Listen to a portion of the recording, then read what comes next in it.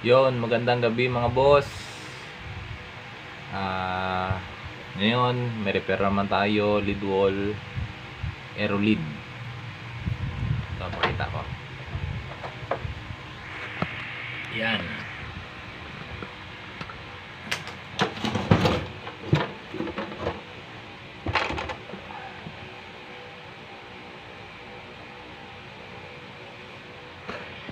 Yan, aero lead na P3, pang indoor lang.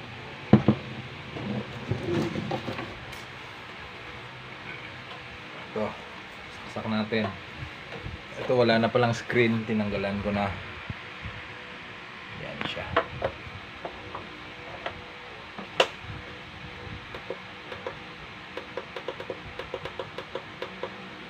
Ito sa pula niya. Gaano. Yan. Ito green. Medyo lang din. Ito yung malupit blue. Ayan, ang dami. Kita nyo? Ayan, tanggalin ko. Yan. Yan, daming. Yan, ang haba.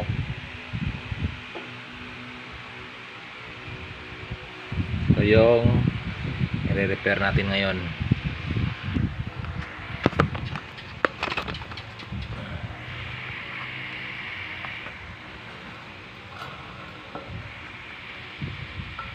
So, tanggalin muna natin tong dalawang dito muna tayo mag-focus.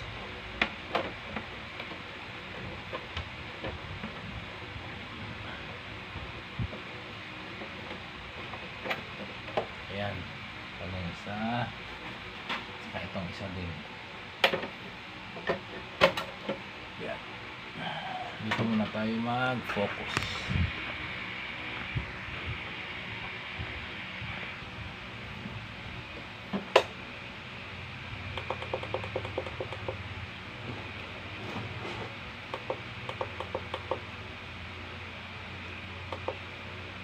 Ang dami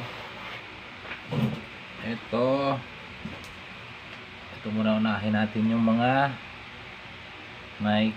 Ito kulay, ito may short, ito may mga kulay na guhit. Tama, ito muna unahin natin. Ito lahat ng may ito din.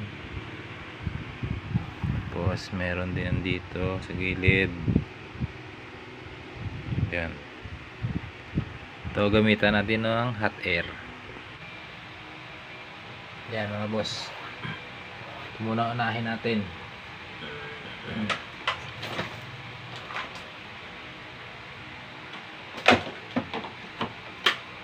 Ayan, pag ganito hot air yung tinitira ko dyan, kasi hindi ko alam kung aling valve yan yung may problema.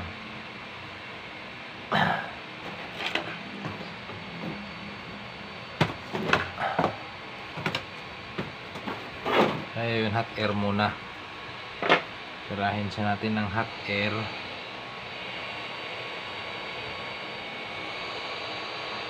Unti-unti lang.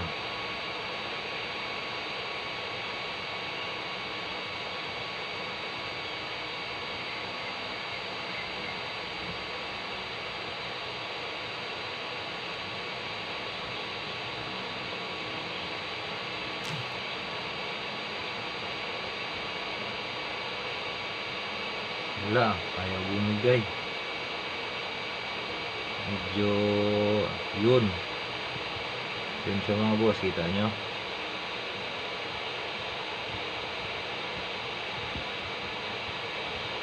Wala na. Ito naman tayo dito. Ito siguro yan.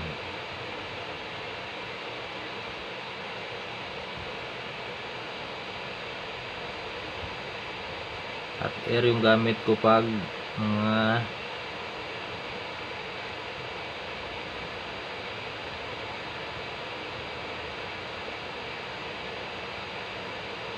yan. Tapos ito, kasi kung halimbawa iron lang, hindi ko alam kung saan yung may problema dito, kaya yun, unti-unti kong dalhin ito. So mga boss, tirahin din natin yan.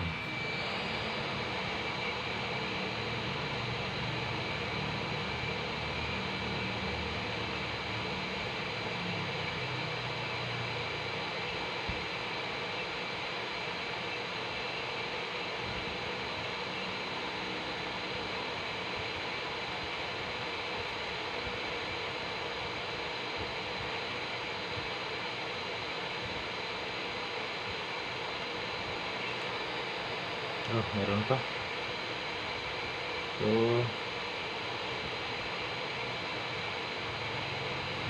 yan. Wala na yung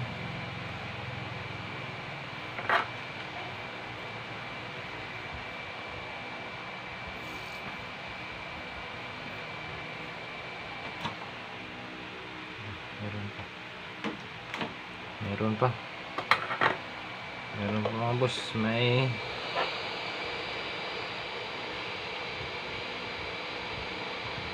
isa pa.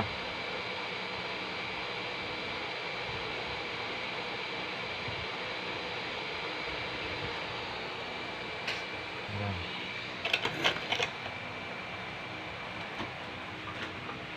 Tapos mga ano lang, mga busted.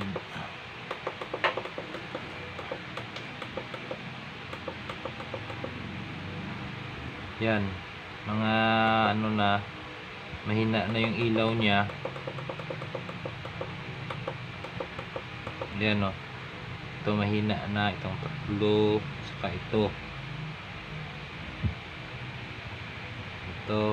yan, tweezer na lang yung ano natin dyan mga boss, yung pangtanggal natin, saka soldering iron. Yan lang. Initin na natin ang kabilang side.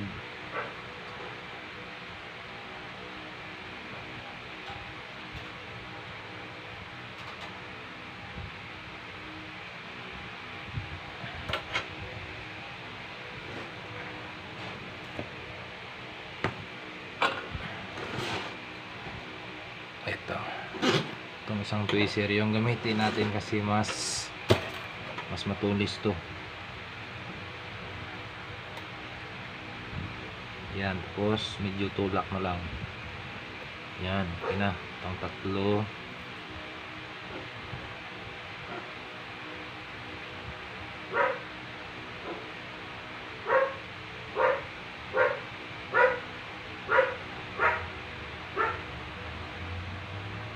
Pwede din hot air mga boss, depende sa inyo yan kung ano nyo, kung pwede din hot air, kaso pag hot air kasi madadama yung mga katabing valve, kaya yung ginagawa ko ano lang, iron na lang, saka yung tweezer na baluktot. Yan.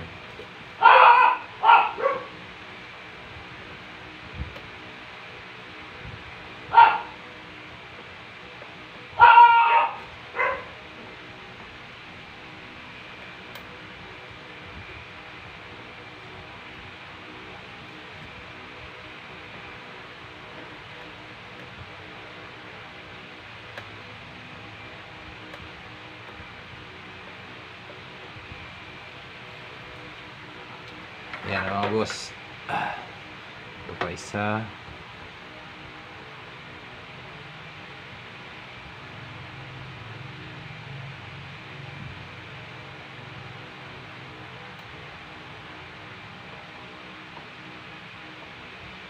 Yan. Ito muna, mamaya na to. Dito muna tayo mag-focus. Ngayon, lagyan naman natin ng valve.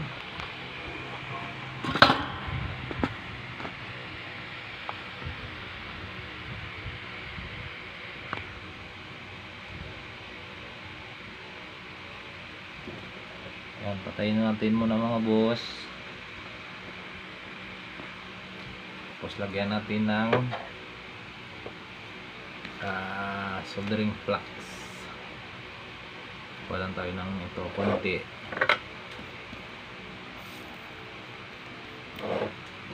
Tapos ito linisin natin to.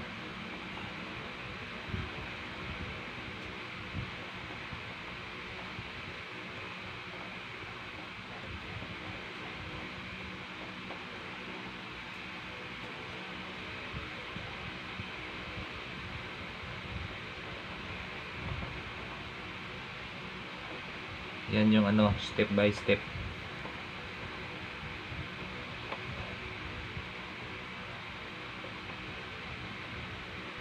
Yan.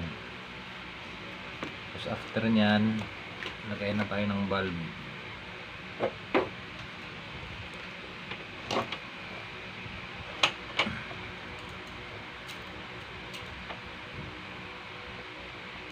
Tapos tingnan na natin yung kanyang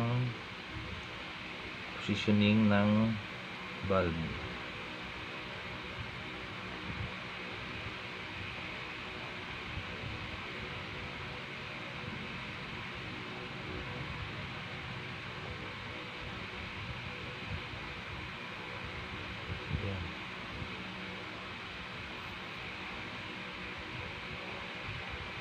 Yan.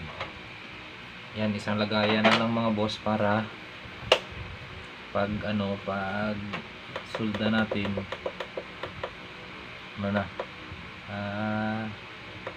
isang ito yung natin, tirahin natin.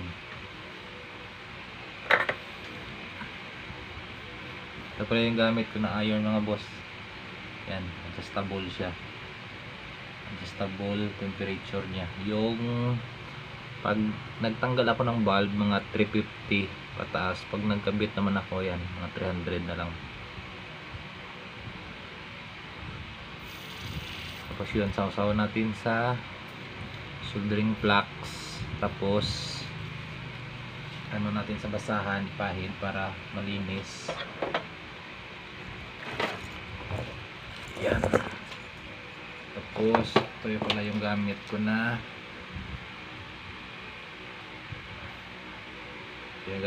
soldering lead. Yan. Yan, nipis.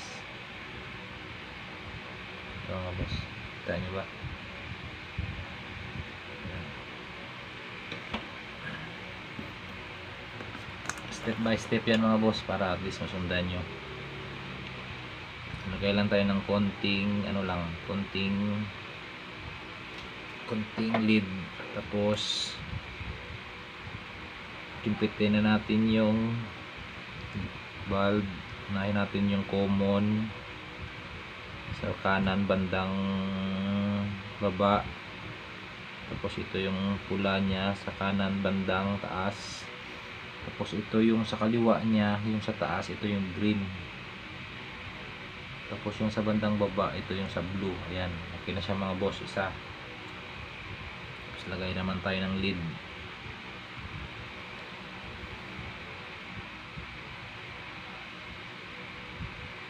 Yan, common, pula.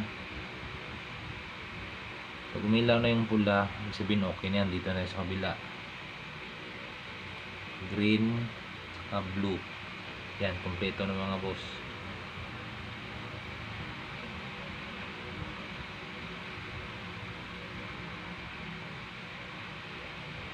Wala.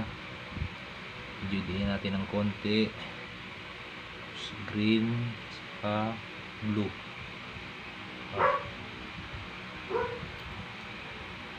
Naman sa kabila.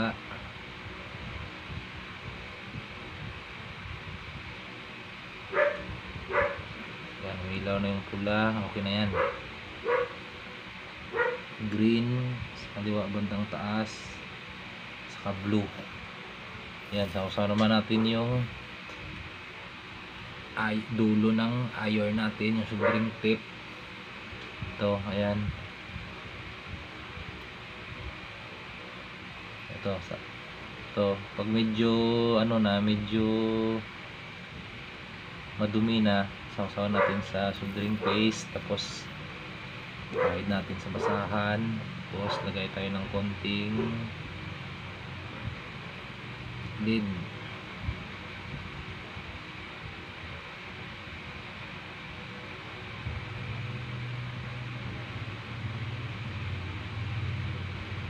Pula.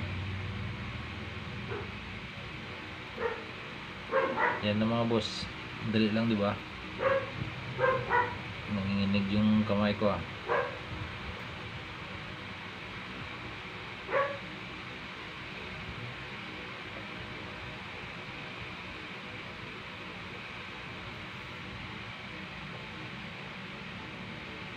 Yan, kompleto na mga boss, pero try natin isa-isahin color by color. Yan, pula okay siya, green okay din, puti okay din, saka yung blue okay din. Dito naman tayo sa dalawa. Linisin muna natin yung tinanggalan ng valve.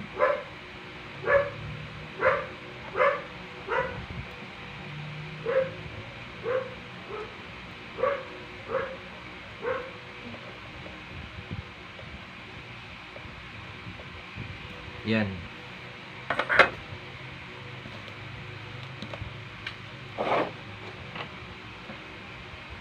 Sa mga nagtatanong pala ng location ko, Iloilo ako mga boss.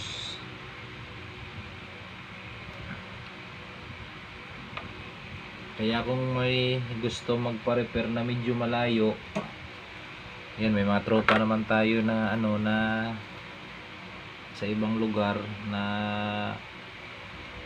nagre-repair din ng mga ganito. Pag malapit, pag medyo malayo kayo sa akin, hanap tayo ng mga tropa na malapit sa inyo, tapos refer ko lang kayo na mag-usap.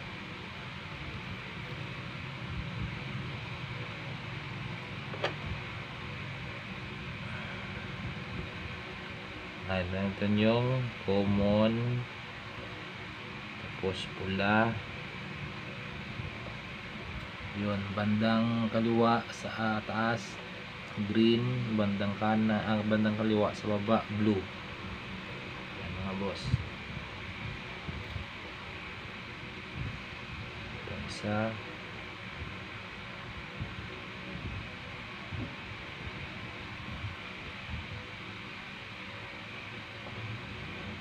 Yan, yun ang mga boss.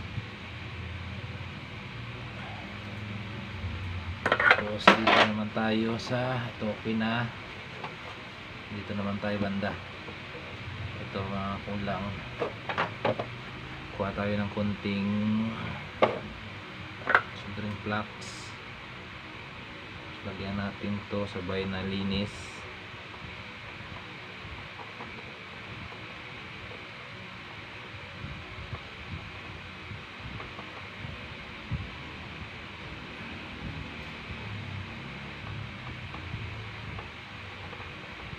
Yan ang mga boss.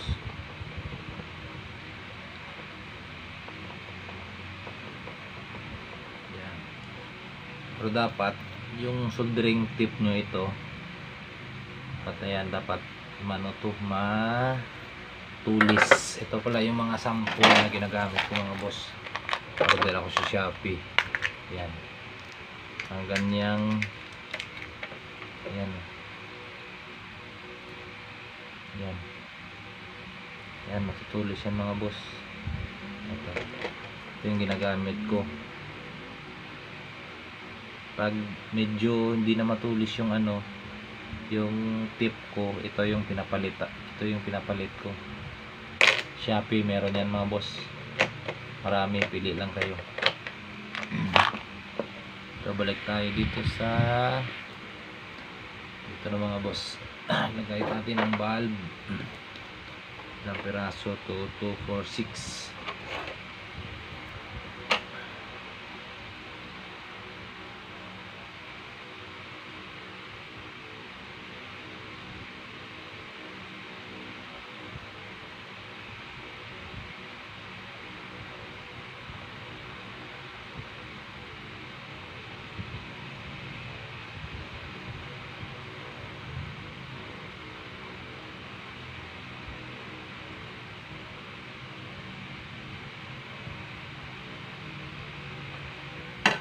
Yan, tapos pwede naman kayo maghinang na eto, naka-off siya para hindi masakit sa mata. Pero sa akin, para mas madali, mas maganda naka-on para at least kita mo agad yung kung aling kulay yung hindi umiilaw.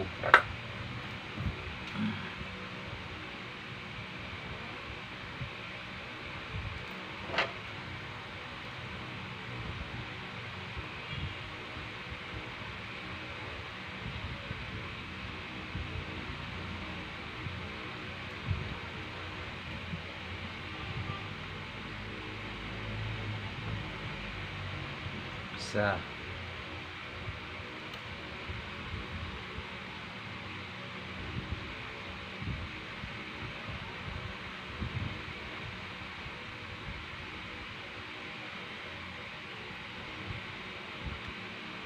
Dalawa.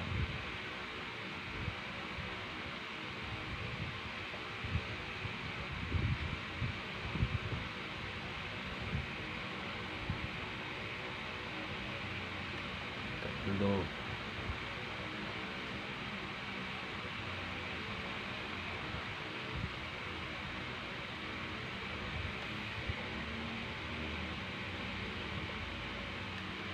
Apat.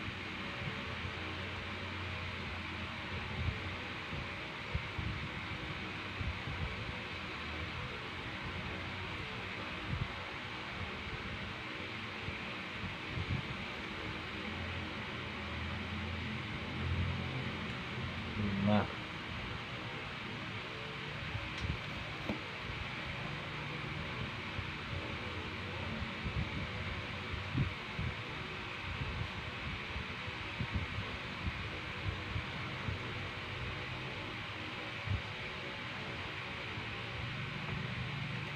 Yan, okay na mga boss. Dito sa dito okay na. Try natin ilagay sa RGB. Pula, okay siya. Green din siya. Yan, blue, okay din siya. Tapos pag okay na siya, linisan na natin ang ito, thinner lang ginagamit ko mga boss. Acrylic. Linisan na natin para matanggal yung mga flux.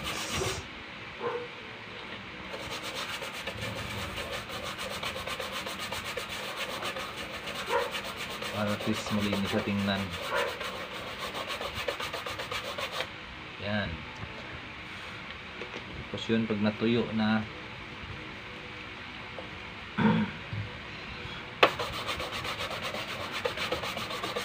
pwede natin siyang i-testing ulit kung kumpleto pa ba o kung may kulang, hinangin na lang natin ulit. Ayan, pwede na yun mga boss.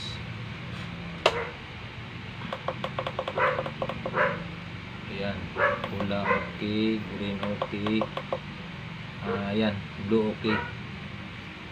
Okay na mga boss. Yun lang. Yung iba ito meron pang mga problema. Ito yan, meron pa pero hindi ko napapakita kasi medyo mahaba na yung video. Thank you mga boss.